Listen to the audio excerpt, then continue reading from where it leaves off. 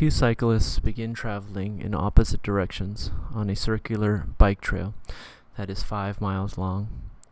Brian travels 12 miles per hour and Josh travels 18 miles per hour. How long will it be before they meet? We can use the formula, the distance Brian travels plus the distance Josh travels is equal to the total distance. We also want to remember that distance is equal to rate times time. So the distance Brian travels is equal to the rate that he travels times the amount of time that he travels. The distance Josh travels is the rate that he travels times the time he travels. And that's going to equal to the total distance when the two are summed. We also want to remember that Josh and Brian are traveling on a circular bike trail.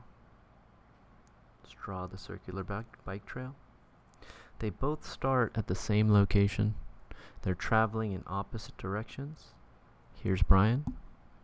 Here's Josh. They're traveling at different rates, but the time that they will be traveling when they meet is going to be the same. Right? They both start at the same time. When they meet, they will have traveled the same amount of time. So let us make T be the amount of time Brian and Josh have traveled.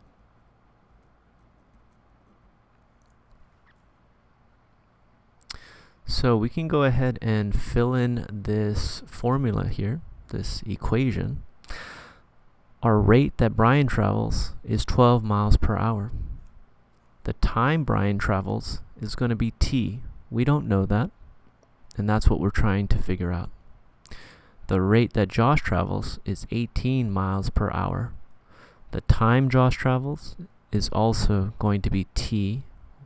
We don't know that. The total distance that they traveled together will be 5 miles, the length of the trek. Let's fill in those values. 12 miles per hour times T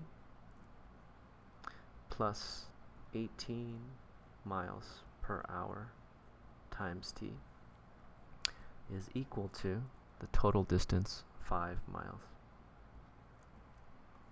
On the left side of the equal sign, we can combine like terms because both of these terms have a T to the 1 power.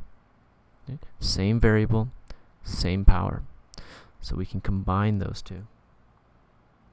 They will become 30 miles per hour times T is equal to 5 miles. Now we want to solve for T, so we're going to divide both sides of the equal sign by 30 miles per hour.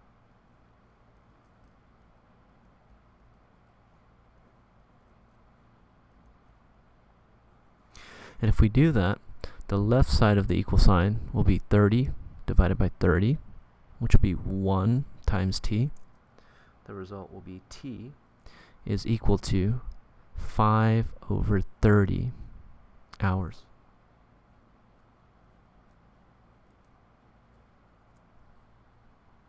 Now we can reduce this fraction because we have a greatest common factor in the numerator and the denominator of 5. So let's divide the numerator by 5 and the denominator by 5.